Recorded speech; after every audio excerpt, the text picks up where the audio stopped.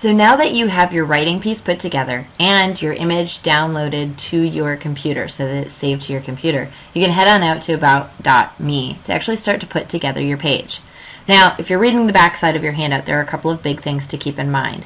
One is to make sure that when you first initially sign up for this site, you only use your first name and your last initial. Never use your last name. The reason for that is because you're going to be using an email address to sign into this page, and anything that you do with that email address, logging into a site, joining sites, downloading apps with that email address is trackable and traceable online. So you want to make sure that you protect your identity. It's the same idea like when you're signing into a site. If you've signed into Facebook, for example, using a particular email address, any images that you have perhaps uploaded or been tagged with based on that email address are trackable and traceable using some deep web search engines, which a lot of colleges and employers are starting to do. So you want to make sure that you only use your last initial to sign in. Now, I already have an account, so I'm going to show you what that looks like and how to do some of the editing pieces. But one of the things that you're going to find is that the first time you log in, you'll get a pop-up box. It's going to ask for your name again, and again, do not use your last name. And what I'm going to ask you to do, too, is where it says bio box, and you'll see in just a second, that biography box, that's where you put your writing piece. So again, logging into my site so you can sort of see what this looks like when you get to the editing portion of it. When you get into the actual account, it takes you to your dashboard, and you'll be able to see your page as you put it together, and you'll have like an editing platform that you'll be able to use. So this is sort of what the page looks like. In your initial page, when you load it up, you won't quite go to the dashboard right away. You'll be taken to the page that looks like this, which is your editing dashboard or your editing page. And you'll be able to add in, like I said, your biography. The first time it's going to ask you for your biography, it sort of looks like it's final and it says save. Don't worry about it. You can always go back and edit everything on this page. The other really kind of nice thing is that everything on here auto saves. You do not have to hit save anywhere. It automatically does. So this is my page. This is my little editing box. I can move it sort of wherever I want to move it.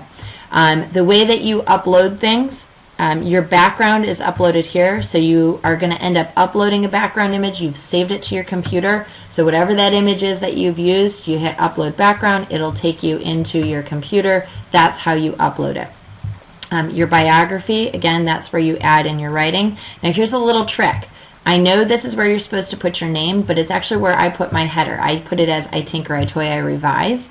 The width of your box out here, your box that you have your typing in, is based on how wide your name is. So if you have a very short name, and again, you're not using your last name, so you're just going to have like, I don't know, Maddie S.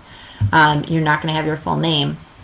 If you need that box to be wider, you might actually put like a little tag like I have as your name and then switch it so that your name is sort of second as the headline. It might make for a wider box.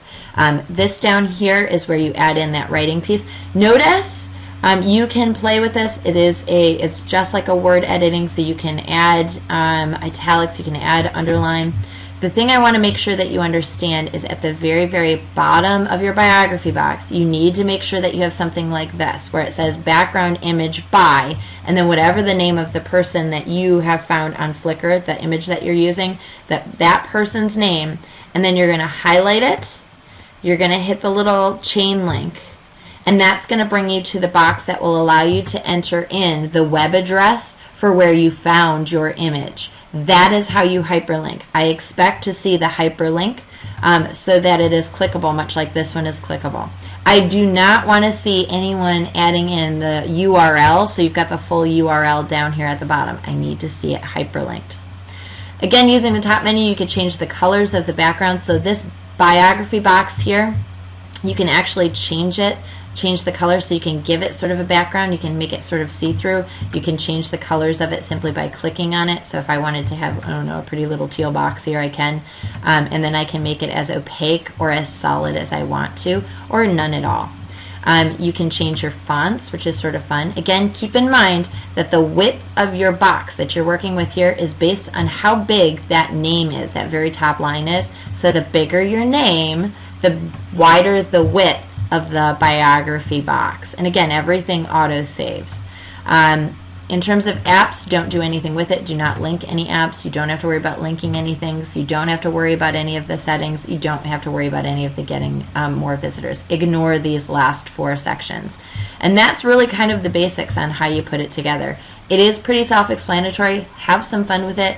Really, it's going to take some tinkering, some toying, and some playing. So enjoy.